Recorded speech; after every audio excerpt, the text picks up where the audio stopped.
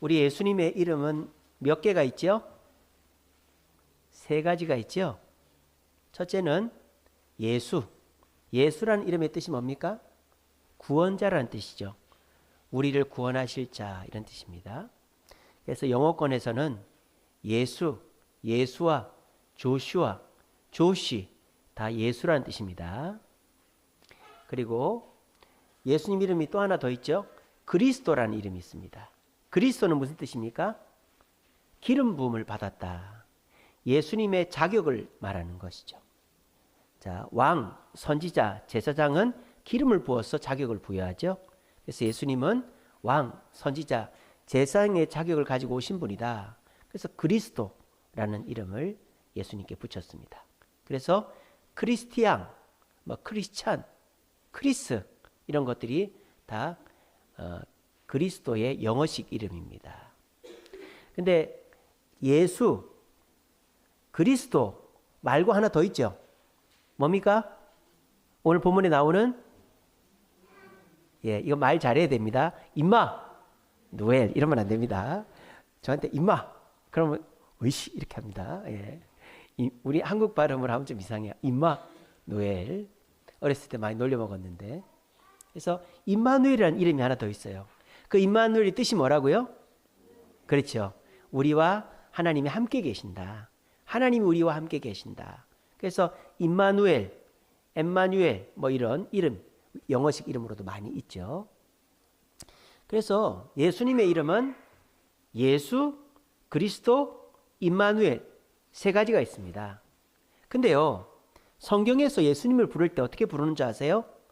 나사렛 예수 그리스도다 이렇게 불러요. 나사렛은 예수님의 고향이죠. 예수는 예수님의 삶의 목적이죠. 그리고 그리스도는 그 목적을 이루기 위한 자격 조건이죠. 기름 부음이라는 자격 조건. 그러니까 예수님을 사람들이 부르거나 또 성경이 호칭할 때 나사렛 예수 그리스도라고 부릅니다. 여러분 성경에서 임마누엘이라고 예수님 부르는 거 봤습니까? 저도 이거 설교 준비하면서 처음 알았어요. 예수님을 임마누엘이라고 부른 적 있는 거 보신 적 있습니까? 한 번도 없어요. 임마누엘이라는 단어는 신약 성경에 여기 마태복음 1장 23절에밖에 안 나와요.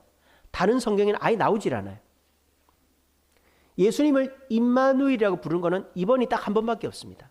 아니 부르지도 않을 이름 왜 지었을까요? 이 임마누엘이라는 이름은 우리를 위한 이름이기도 하지만 1차적으로는 요셉과 마리아를 위한 이름입니다. 우리 유리는 아명이 뭡니까? 꿈복이? 유리 아명이 꿈복이죠. 엄마 아빠가 아이를 임신했을 때의 어떤 꿈이라든지 또는 아이가 이렇게 자랐으면 좋겠다 이런 소망을 담고 꿈복이라고 지었어요. 우리 로이는 아명이 뭡니까? 복음이. 또 우리 사역자 집안이니까 복음을 전하라 그런 마음으로 아명을 지었어요. 바로 이 임마누엘이라는 이름은 1차적으로는 요셉과 마리아에게 지어준 아명이라는 거예요. 왜? 요셉과 마리아가 짊어질 짐이 너무 컸기 때문입니다. 그 예수란 아기 때문에 자기들의 인생이 송두리째 바뀌어버렸어요. 마리아는 결혼도 안 했는데 남자도 모르는데 임신을 했습니다. 그 사실을 안 요셉은 기가 차죠. 아니 내 약혼자가 남자도 모르는데 임신을 했다니. 근데 하나님의 천사의 설명을 듣고는 그걸 다 이해합니다. 숨겨줍니다. 그리고 어떻게 합니까? 그냥 아기를 낳으면 몰래 어디 가서 낳으면 되는데 마침 또 그때 로마 정부에서 호적신고를 하라는 거예요. 호적신고, 우리나라는 서울에서 호적등본 다 뗄 수 있습니다. 고향이 저 시골이라도. 근데 이스라엘 그때 당시는 호적신고를 하려면 자기 태어난 데 출생지로 가야 돼요.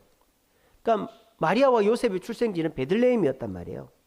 그러니까 저 갈릴리 호수 인근에서 베들레헴까지 갑니다. 배가 불러가지고. 여러분 여자가 임신을 하면 앉아있는 것도 힘들잖아요. 밑이 빠질 것 같습니다. 근데도 가야 되니까 호적신고를 해야 되니까 임신한 채로 다른 사람들은 금방 가는데 이 요셉과 마리아는 일주일 넘게 걸려가지고 제일 늦게 베들레헴에 도착했어요. 베들레헴이 큰 동네가 아니에요. 여관 몇 개 없는데 이미 여관들이 꽉꽉 차 있는 거예요. 그러니까 이 배부른 아내를 누일 집이 없는 거예요. 빈 방이 없는 거예요. 여보 나 큰일 났다. 애가 나오려고 한다. 그래 큰일 났네. 여보시오 빈 방 있습니까? 아무리 두드려도 빈 방이 없대. 근데 어떤 여관에서 행색을 보니까 배부른 아내를 데리고 온 것 같으니까 저기 헛간에 마구간에 좀 비어있는데 거기라도 가실래요? 예 감사합니다. 이게 얼마나 비참합니까? 그 예수라는 애기 자기 씨도 아닌데 요셉 씨도 아닌데 그 애기를 위해서 이 고생을 하는 거예요. 그리고 이 마구간에서 애기를 낳았어요. 근데 뭐 거기 애기 침대가 있습니까? 뭐가 있습니까?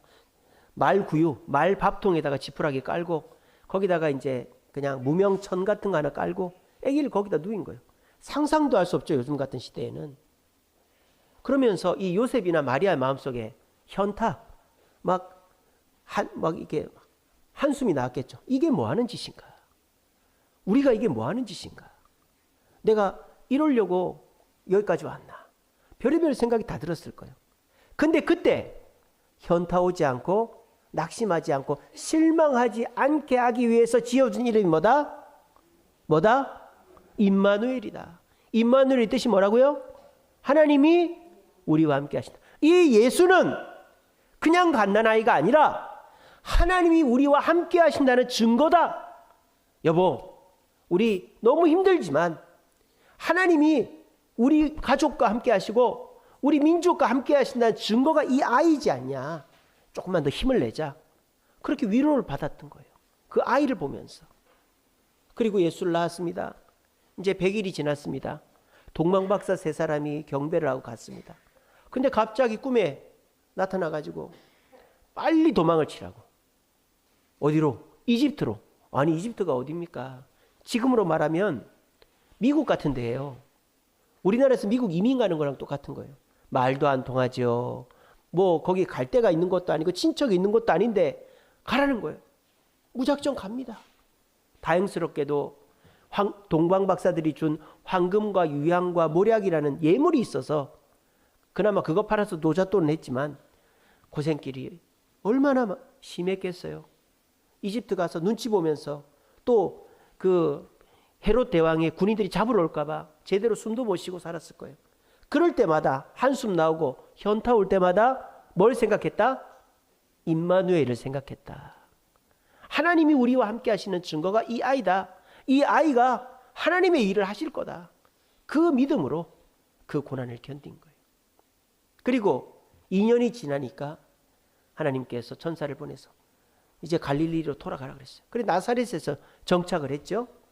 근데 뭐 고향 떠난 지 오래돼가 집이 있습니까? 뭐가 있습니까? 아무것도 없습니다. 그러니까 결국 직장도 없고 그래서 직장으로 뭔 일을 했냐? 요셉이 목수라고 돼 있지만 테크논이라는 단어는 목수가 아니고요. 자벽부예요. 자벽부. 그러니까 시다발이에요. 쉽게 말하면. 기술자가 아니에요. 그냥 공사판에서 시다발이를 하는 사람 역할이에요. 할 게 없으니까. 등짐이나 치고 옆에서 일이나 돕고 그렇게 해서 마리아와 예수와 그 뒤에 태어난 동생들을 요셉이 키웠던 거예요. 근데 얼마나 고생을 했던지 요셉이 일찍 죽었어요. 예수님이 30살 되기 전에 죽었어요. 왜냐하면 성경에 성장하신 예수님 곁에 요셉이 없거든요. 그래서 예수님이 요셉 죽고 소년 가장의 역할을 한 거죠. 여러분 이렇게 힘쓰는 일 해보신 분들 알 겁니다. 그러다 보면 허리를 삐끗할 수도 있어요. 팔이 빠질 듯이 아플 수도 있어요. 감기 걸리고 몸살 날 수도 있어요. 일을 안 나갈 수 있습니까? 없습니까? 안 나가면 못 먹고 사는데요. 몸이 아픈데 계속 일을 하면 몸이 망가지는 거죠. 그렇게 해서 요셉이 일찍 죽은 거예요. 저는 이렇게 생각합니다. 요셉이 숨을 거두면서 마리아 손을 꼭 잡고 이렇게 얘기했을 것 같아요. 여보 미안해. 내가 변변치 못해서 당신 고생만 시켰네. 하지만 우리는 예수를 낳았잖아. 예수가 우리 곁에 있잖아. 예수는 임마누엘이야. 하나님이 우리와 함께 하신 거라고. 여보 내가 천국에서 당신 기다릴 테니까 당신도 어서 와. 그렇게 하고 죽었을 거라고 저는 믿어요. 요셉과 마리아는 그 죽음의 현장에도, 마리아도 편하게 죽은 게 아니죠. 예수님 십자가에 달려 죽는 그 처절함을 다 보고 그렇게 죽었어요. 근데도 이 요셉과 마리아는요, 고통스럽지 않았던 거예요. 희망이 있었던 거예요. 왜? 소망의 이름인 임마누엘이라는 이름을 받았기 때문입니다. 그 이름을 예수님 당시 사람들은 몰랐어요. 근데 우리는 알죠. 성경에 기록되어 있으니까. 왜 우리에게 알려줄까요? 여러분들에게도 소망의 이름이 무엇이기 때문입니까? 임마누엘이기 때문입니다. 내일은 성탄절입니다. 이제 지난 금요일부터 차가 엄청 막히더라고요. 오늘 이렇게 경품을 이렇게 사놨는데 이마트에 가서 샀거든요. 왜 이마트를 갔느냐? 세일하는 것만 샀습니다. 묶어져 있는 거 이런 거 있지 않습니까? 1+1 또는 세일, 미끼 상품. 저는 미끼 상품만 삽니다. 미끼 상품을 사고 본 상품을 안 사고. 이거 다 세일하는 거, 세일하는 거. 물건도 좋고, 그 노브랜드 이런 거 물건도 있고 그렇습니다. 그래서 이걸 사러 갔는데 주차할 데가 없는 거예요. 얼마나 이마트 그 건물에 사람이 많은지. 왜? 사람들이 이제 금, 토, 일, 월 4일을 이제 놀아야 되거든요. 이제 헐리데이니까 놀아야 되니까 사람들이 장보러 엄청 많이 나온 거예요. 세상 사람들은 이 성탄절을 뭐라고 부릅니까? 예전에는 메리 크리스마스라고 불렀어요. 메리는 기쁘다. 크리스마스는 크리스마스. 예수님의 생일 이런 뜻이에요. 예수님의 탄생을 기뻐하라. 이게 메리 크리스마스예요. 근데 요즘 사람들은 메리 크리스마스가 안 하죠. 뭐라고 합니까? 해피 할로데이라고 합니다. 해피 할로데이. 기쁜 할로데이는 휴일. 기쁜 휴일이라고 부릅니다. 이제 세상 사람들에게 성탄절은 예수님과 상관없는 날이 됐어요. 미국은 해피 할로데이라고 부르고 우리나라는 메리 크리스마스도 있고 해피 할로데이 두 개 다 같이 씁니다. 여러분들도 혹시 이제 오늘 밤새고, 그죠? 오늘 밤새 거리를 돌아다니고 오늘 또 재밌는 데 놀러 가고 그럴 기대로 가득 차 계시고 내일 성탄 감사예배 11시인데 아차차차 못 일어나가지고 못 오고 와가지고 졸고 그렇게 하십니까? 여러분, 아니죠, 그죠? 그렇게 하시면 안 돼요.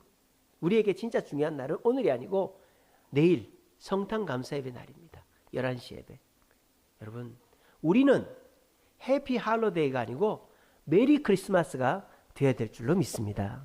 왜냐하면 임마누엘 대신 우리와 함께 하신다는, 하나님이 우리와 함께 하신다는 증거로서 예수님이 이 땅에 오셨기 때문입니다. 하나님이 우리와 함께 하신다. 임마누엘 대신 예수님을 묵상하는 자. 고난이 있죠. 문제가 있죠. 고난과 문제가 없다고는 말하지 않습니다.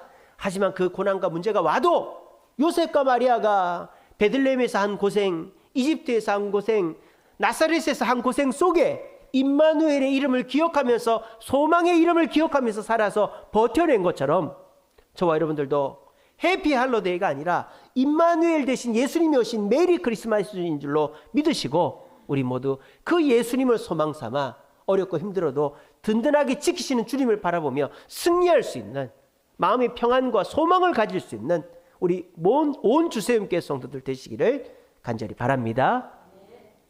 자, 그러면 이 임마누엘이라는 이름을 가진 사람이 예수님 말고 있었을까요? 어떻게 생각하세요? 지금은 많죠. 지금은 임마누엘이라는 이름을 가진 사람이 많습니다. 서양에 많아요. 근데 예수님 당시, 예수님 전에 임마누엘이라는 이름을 가진 사람이 있었을까요? 예, 있었으니까 얘기하겠죠? 있었습니다. 이사야 7장 14절입니다. 제가 읽어드릴게요.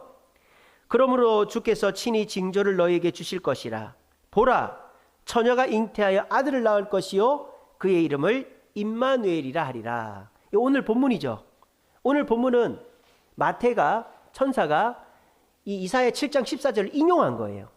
그러니까 이 원래 이 처녀가 잉태하여 아들 낳으리니 그 이름을 임마누엘이라 하리라. 이 말은 이사야 선지자가 예언한 것입니다. 이제 이후에 예수님이라는 우리 구원자가 태어날 걸 예언한 거예요. 한 번 더 나옵니다. 8장 8절입니다. 이사야 8장 8절에 보면 유다에 들어와서 가득하여 목에까지 미치리라. 임마누엘이여 그가 펴는 날개가 내 땅에 가득하리라. 여기서 임마누엘도 예수님을 뜻하는 거죠. 나중에 태어날 메시아. 그래서 구약 성경에도 임마누엘이라는 이름이 나와요. 근데 여기 딱 2번밖에 안 나와요. 그러니까 성경 전체에서 임마누엘이라는 이름은 딱 3번 나옵니다. 구약 성경 이사야에 2번, 마태복음 1장 23절에 1번. 자, 그러면 이 임마누엘은 예수님 이름 아닙니까? 어떻게 예수님 아닌 다른 사람이 임마누엘이라는 이름이 있단 말입니까? 이사야 선지자가 실험을 해봤어요. 진짜 임마누엘이라는 이름을 가진 사람이 있으면 하나님의 보호를 받는지를. 그래서 어떻게 했는지 알아요? 이사야가 아들을 낳아가지고 그 아들 이름을 임마누엘이라고 지었어요. 이 당시에 임마누엘이라고 지었다고요. 이사야의 아들의 이름이 임마누엘입니다. 이사야의 아들이 여러 명 있는데 그 중에 하나가 임마누엘이에요. 그러면 이 임마누엘이라는 아들을 둬서 어떻게 됐는지 한번 봅시다. 그 얘기가 열왕기하 16장에 나와요. 열왕기하 16장에 이런 얘기입니다. 재밌습니다. 잘 들어보세요. 이때 당시에 이스라엘은, 다윗 시대 이스라엘은 전체가 하나였는데 솔로몬 아들 르호보암 때 나라가 2개로 갈라지죠. 북이스라엘과 남유다로 갈라져요. 북이스라엘은 완전 우상숭배만 하고 남유다는 그래도 드문드문 하나님을 믿는 왕이 있었어요. 근데 이 북이스라엘 위에 아람이라는 나라가 있었고 아람이라는 나라 위에 아수르라는 나라가 있었어요. 아수르라는 나라가 제일 강하고 그 밑에 아람이 2번째로 강하고 북이스라엘이 3번째로 강하고 남유다가 제일 꼴찌로 약한 나라였습니다. 근데 이 4나라 중에서 제일 오래 간 나라가 남유다예요. 남유다가 제일 늦게 망합니다. 아수르가 제일 강한데 아수르가 3번째로 망하고 아람이 1번째로 망하고 북이스라엘이 2번째로 망합니다. 자, 이게 어떻게 된 일이냐? 자, 아수르가 너무 커지니까요. 이 아수르 밑에 있는 아람과 그 밑에 있는 북이스라엘이 동맹을 맺어요. 그래서 아수르랑 싸우자. 우리 먼저 치자. 근데 그 밑에 있던 남유다한테도 제의를 합니다. 같이 동맹을 하자. 그래서 아무리 아수르가 커도 우리 아람, 북이스라엘, 남유다 연합군이면 이길 수 있다. 그래서 남유다 왕, 그때 남유다 왕이 아하스 왕입니다. 좋은 왕이 아니에요. 이 왕은 바알을 섬기는 우상 숭배하는 왕입니다. 근데 이 아하스한테 우리 동맹하자 그랬더니 싫어, 안 할 건데 까 이렇게 해버렸어요. 그래가지고 이 북이스라엘 왕 베가와 이 아람 왕 르신이 열받은 거예요. 열받아가지고 저놈 봐라, 우리가 같이 싸워서 서로 잘 살자는 건데 너부터 혼내줄게. 그래서 북이스라엘과 아람이 연합군을 맺어가지고 남유다를 공격합니다. 여러분, 공격하는 쪽과 공격을 방어하는 쪽은 10배의 전력 차이가 나요. 막는 쪽은 10,000명이 공격하면 1,000명만 있으면 막을 수 있습니다. 그러니까 남유다가 방어를 해낸 거예요. 남유다가 예루살렘 성에서 북이스라엘 왕 베가와 아람 왕 르신의 연합군을 방어를 해냅니다. 근데 이 아하스 왕이, 남유다 왕 아하스가 2번 방어할 자신이 없었던 거예요. 한번 싸워보니까 얘가 안 되겠다. 자, 그래서 이 아하스가 다른 사람이랑 좀 동맹을 맺어야 되겠다. 그렇게 생각한 거예요. 자, 남유다는 다윗의 자식들이 대대로 왕을 하는 나라입니다. 그러면 남유다 왕은 누구한테 도움을 청해야 되겠어요? 그렇죠. 하나님께 도움을 청해야 되겠죠. 근데 이 아하스 왕이 누구한테 도움을 청한 줄 아세요? 아수르한테 도움을 청하는 거예요. 사람의 머리로는 똑똑하지만 잘못된 선택이죠. 아수르에게 도움을 청합니다. 그래서 아수르하고 동맹을 맺죠. 마치 우리나라 신라가 당나라랑 동맹을 맺어서 백제와 고구려를 멸망시켰잖아요. 그거랑 똑같이 이 남유다가 아수르랑 동맹을 맺어가지고 아수르한테 부탁을 한 거예요. 아수르 왕, 전하, 저 아람과 북이스라엘 혼내주세요. 그렇게 한 거예요. 그러니까 알았어, 혼내줄게. 이렇게 된 거죠. 그래서 아수르 군대가 아람을 멸망시켰습니다. 또 아수르 군대가 북이스라엘을 멸망시켰습니다. 자, 그러면 이제 끝이잖아요. 아, 감사합니다 하고 끝나야 되잖아요. 근데 이 아수르 군대가 어떻게 하는 줄 알아요? 남유다도 공격하는 거예요. 남유다도 공격하는 거예요. 남유다도 멸망시키려는 거예요. 이거 계산이 없던 거잖아요. 생각과 다르잖아요. 동맹을 맺었잖아요. 세상의 약속이란 그런 거예요. 마귀란 그런 존재인 거예요. 아수르가 언제 그랬냐는 듯이 남유다를 공격합니다. 아하스가 어떻게 합니까? 당황하죠. 아니 약속이 다르지 않습니까? 약속 얘기해봐야 소용이 없어. 그러니까 이 아하스가 성전 벽에 있는 금까지 박박 긁어가지고 아수르한테 뇌물 줘서 겨우 돌려보냈어요. 아수르 그거 받고 가요. 왜? 또 쳐들어오면 되니까. 그렇게 해서 돌아가고 난 다음에 이 아하스가 멘붕이 온 거예요. 근데 그때 이사야 선지자가 어떻게 합니까? 이 아하스에게 가는 거예요. 가서 뭐라고 합니까? 임마누엘 하나님께서 우리를 지키신다. 그렇게 얘기를 한 거예요. 어떻게 됐을까요? 남유다는 하나님을 의지해야 되는데 하나님을 의지하지 않고 아수르를 의지했어요. 그래서 이 아수르가 남유다를 오히려 공격하러 왔어요. 그러면 두 번째 공격은 못 막아낼 것 같아요. 아수르한테 이제 졌겠죠. 아수르가 망했습니다. 아수르가 망했어요. 어떻게 해서? 이 아하스 왕 때는 아수르가 한번 왔다가 갔어요. 근데 아하스의 아들 히스기야 때 아수르가 또 쳐들어옵니다. 쳐들어와서 이제 남유다를 멸망시키려고, 돈을 줘도 소용이 없고 이번에 멸망시키려고 그러는 거예요. 근데 히스기야가 하나님께 기도해요. 하나님, 우리 민족을 살려주세요. 아수르한테 안 망하게 해주세요. 그랬더니 하나님께서 밤중에 나타나셔서 아수르 군대 18만 5천 명을 그 밤에 죽여버렸어요. 그리고 아수르 군대가 돌아갔는데 그 책임을 물어가지고 그 왕도 죽고 암살당하고 아수르 내부 반란이 일어나가지고 아수르가 망해버립니다. 그리고 남유다는 몇 대를 200년을 더 갑니다. 이게 뭘 뜻합니까? 아수르가 이스라엘을, 남유다를 보호해 준 게 아니고 하나님이 남유다를 보호해 주신 거예요. 그때 이사야의 아들 중에 하나의 이름이 뭐였다? 임마누엘이었다 라는 것입니다. 임마누엘의 하나님을 이사야가 믿었던 거죠. 그래서 이사야가 아들을 하나 낳아가지고 그 아들의 이름을 임마누엘을 한번 접은 거예요. 임마누엘이라는 자녀의 이름을 갖고 있을 때, 왜냐하면 임마누엘은 왕하고 그 이름은 왕하고 이사야밖에 모르니까 이사야가 이름을 짓고는 하나님이 우리 민족을 보호하는지 보자 한 거예요. 근데 진짜 아수르가 배신을 하고 멸망시키려고 하는데 자기들을 공격했던 아람, 북이스라엘, 아수르는 망하는데 자기 나라는 안 망하더라는 거예요. 왜? 임마누엘이라는 소망의 이름을 갖고 있으니까. 여러분들도 사람들이 여러분들 배신하고 여러분들을 괴롭히고 일이 잘 안 되고 힘들어도 임마누엘 대신 소망의 이름을 품고 있으면 결국 승리자와 생존자는 여러분이 될 줄로 믿으시기를 바랍니다. 어떤 분이 발리로 여행을 갔어요. 여행을 갔는데 자다가 경기를 일으킨 거예요. 막 거품 불고 경기를 일으키니까 그 같이 여행 간 식구들이 난리가 난 거예요. 너 왜 그러냐, 왜 그러냐, 왜 그러냐. 그래가지고 여행을 다 취소를 하고 발리에서 한국으로 돌아왔어요. 그리고 종합검진을 합니다. 온몸 찍고 뭐 CT도 찍고 MRI도 찍고 다 찍었더니 세상에나 뇌에 주먹만한 종양이 있는 거예요. 뇌종양 4기 판정을 받았어요. 까맣게 모르고 있었던 거예요. 뇌에 종양이 커져가지고 뇌를 눌러가지고 경기를 일으킨 거예요. 근데 그 아가씨는 이제 독일 유학을 앞두고 있었던 아가씨예요. 그러니까 그 아가씨가 유학 가기 전에 마지막으로 식구들이 발리 여행을 같이 갔던 거예요. 근데 이 아가씨의 꿈이 다 무너져 버렸어요. 내가 독일 가서 유학해서 교수 돼서 이제는 지도층도 되고 잘 살아야 되겠다 생각했는데 유학은커녕 살 길도 모르는 상황이 된 거예요.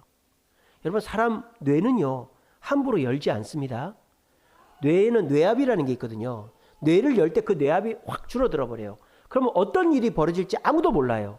그래서 뇌출혈이 일어나도 약으로 뇌에 피를 말리지 절대 뇌를 함부로 열지 않습니다. 뇌를 열면 여는 것 자체가 굉장히 위험하기 때문에 언어장애가 올 수도 있고 몸에 마비가 올 수도 있어요. 뇌는 사람이 잘 모르거든요. 근데 종양이 주먹만한 게 있는데 안 열 수 있어요? 열어야지. 그래서 절체절명의 위기에 왔습니다.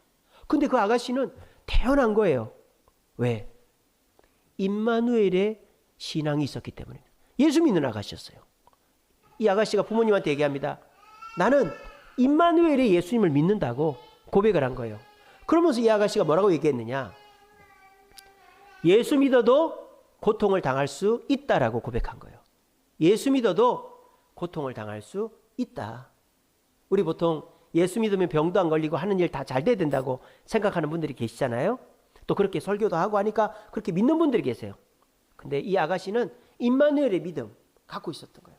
예수 믿는 사람, 가정의 문제, 자녀의 문제, 건강의 문제, 사업의 문제, 물질의 문제 있을 수 있다라고 얘기한 거예요.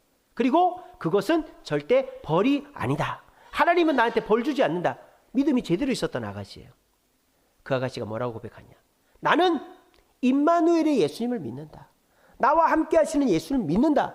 부모님한테 그렇게 고백하면서 내 수술 결과가 어떻게 되든지 예수님은 나를 좋은 곳으로 인도하실 줄 믿는다라고 고백을 하고 내 머리 열으라고 그렇게 얘기한 거예요. 그래서 병원에서 머리를 열었습니다. 어떻게 됐을까요? 언어장애가 오거나 마비가 오거나 문제가 생기지 않고 완전히 전에와 똑같은 건강한 모습으로 6개월 만에 회복이 됐다고 합니다. 물론 이제 독일 유학은 포기했고 원래 계획했던 삶은 안 살게 됐지만 건강은 예전보다 더 좋아졌고 또 다른 삶을 살게 됐다 하는 거를 제가 기사를 통해서 읽은 적이 있어요. 그 아가씨에게 자기 집안의 배경, 자기 부모님의 도움, 자기 돈, 자기 지식, 유학 이런 거 아무짝에도 쓸모가 없어요. 이제 죽게 됐는데. 근데 그 아가씨가 붙잡은 건 단 하나, 소망의 이름, 임마누엘 대신 예수님의 이름을 붙잡았다는 거예요. 그걸 붙잡았더니 진짜 뇌를 열면 어떻게 될지를 모르는데 뇌 열어서 아무 문제 없이 수술이 잘 됐다는 거예요. 이게 뭐예요? 임마누엘의 신앙을 가진 사람의 든든함과 보호하심과 축복이라는 것입니다. 세상 사람들은 해피 할로데이를 보냅니다. 하지만 저와 여러분들은 메리 크리스마스를 보냅니다. 왜? 임마누엘 대신 예수님이 태어나신 날이니까 기쁜 날이라는 것이죠. 여러분 정말 그렇게 생각하십니까? 임마누엘 대신 예수님이 나와 함께 하시면 내 모든 어려움과 두려움이 사라질 줄로 믿으십니까? 그렇다면 여러분들은 그 임마누엘 대신 예수님의 축복을 경험하게 될 줄로 믿으시기를 바랍니다. 여러분 성경 히브리서 13장 5절 말씀 이런 말씀이 있죠. 내가 너희를 버리지 않고 떠나지 않겠다 이런 말씀이 있습니다. 히브리서 13장 5절 말씀에 내가 너희를 버리지 않고 떠나지 않겠다 이런 말씀이 있어요. 근데 우리가 이 말씀만 아는데 그 앞에 이런 말이 있습니다. 돈을 사랑하지 말고 족한 줄로 믿으라 이런 말씀이 있어요. 그러니까 이걸 정리하면 뭡니까? 내가 너를 버리지 않고 떠나지 않으니까 돈이 없어도 두려워하지 말고 걱정하지 말라는 뜻이에요. 왜? 돈보다도 건강보다도 성공보다도 사람들의 도움보다도 사람들의 약속보다도 더 신뢰할 만하고 중요하고 든든한 임마누엘 대신 예수님이 나를 버리지 않고 떠나지 않는다고 약속하고 계시는 것입니다. 여러분 이것을 믿으시기 바랍니다. 저희 강유미 사모 지난주 목요일날 수술하고 오늘 왔습니다. 어디 갔지? 아까 앉아 있었는데 왔습니다. 얼마나 걱정을 했는지 몰라요. 눈 뒤에 뼈를 잘라내는. 그래서 의사가 그렇게 표현하다. 교통사고 당했다 생각하래요. 교통사고 당해서 안와 골절이 오면 뼈 조각을 다 떼내거든요. 그러니까 뼈가 없는 채 사는 거예요. 그 사람 굉장히 조심해야 돼요. 기침을 하면 눈이 튀어나와요. 기침을 하면. 그래서 저 집사람이 지금 기침을 못합니다. 눈이 튀어나오니까. 그래서 이 근육들이나 이것들이 이제 눈을 어느 정도 잡아줄 때까지 한 달 동안은 기침을 하면 안 돼요. 물도 닿으면 안 돼요. 그 어려운 수술. 우리나라 병원 중에서 3개 병원밖에 안 해요. 다 건대도 하고 저 아산병원도 하고 삼성병원도 하는데 환자들이 안 가요. 거기는 잘 안 하니까. 우리나라에서 이 갑상선 암병증 하는 수술하는 병원은 그 인하대, 중앙대, 세브란스밖에 없습니다. 환자들이 거기밖에 안 가요. 근데 저희 집사람 수술을 했는데요. 의사 선생님이 너무 잘 됐다는 거예요. 깔끔하게. 그래서 집사람이 수술하고 왔는데 막 손을 떨더라고요. 이렇게 너무 아파가 뼈를 잘랐으니까. 근데 진통제를 주는데 뭘 주는지 아세요? 그 말도 많고 탈도 많은 펜타닐을 주는 거예요. 거기 써 있어요. 펜타닐이라고. 그러니까 너무 고통이 심하니까 마약성 진통제 중에 제일 독한 펜타닐을 주는 거예요. 근데 그 펜타닐 맞으면요 토해요. 너무 독해가지고. 그러니까 펜타닐을 맞자니 토할 것 같고 안 맞자니 아프고 이럴 수도 없고 저럴 수도 없는 거예요. 막 손을 떨고 있는 거예요. 근데 하나님께서 밤 지나고 나니까 고통을 잠잠하게 해줘. 지금도 아픕니다. 지금 패턴이 안 맞으니까. 그러니까 지금 약하고 이게 연고하고 안약으로 진통제를 넣어요. 근데 저희 집사람이 병원에서 사진을 막 찍더라고요. 왜 사진을 찍었는지 아세요? 블로그를 하나 만들었어요. 이게 갑상선 암병증이나 갑상선 수술한 사람들에게 희망을 주려고. 그 세브란스 병원에 가면요, 온 천지가 말씀이에요. 막 말씀 다 붙여놨고, 그 음악으로 막 찬송가 나오고, 너무너무 은혜 받고 옵니다. 간호사들도 의사들도 얼마나 친절한지 몰라요. 시계마다 예수 사랑 다 있고요. 너무너무 은혜로운 병원이에요. 근데 그런 거를 다 찍어가지고 블로그에 올리니까요. 200명, 300명 글을 읽고 도움을 받고 그렇게 하는 거예요. 왜? 나의 소망은 예수님이고 나는 예수님을 붙잡아서 수술도 잘 됐고 잘 됐다. 이런 거를 가르쳐주기 위해서 그렇게 하는 거예요. 그래서 저나 저희 집은 또 이번에 임마누엘 되신 예수님의 축복을 경험하게 됐습니다. 이것은요, 예수 믿는다고 되는 게 아니에요. 오늘 이 자리에도 다 예수를 믿죠. 근데 여기에서 아이 진짜 그렇겠어? 뭐 예수님 눈에도 안 보이는데 돈이 중요하지, 사람들의 도움이 중요하지, 내 경험이 중요하지, 내 지식이 중요하지. 그런 분들은 예수님 뭐라는 줄 알아요? 그거로 네 도움해. 네 돈, 네 경험, 네 도와준다는 사람 의지해. 그렇게 해. 그렇게 하십니다. 그러면 예수 믿는 의미가 아무것도 없는 거예요. 근데 여러분들이 임마누엘 예수님을 다른 기회들을 다 끊어내고 임마누엘 대신 예수님을 한번 의지해 보세요. 그러면 내가 부탁을 안 했는데도 알아서 여러분들에게 도움이 올 줄로 믿으시길 바랍니다. 복잡하게 살지 마세요. 복잡하게.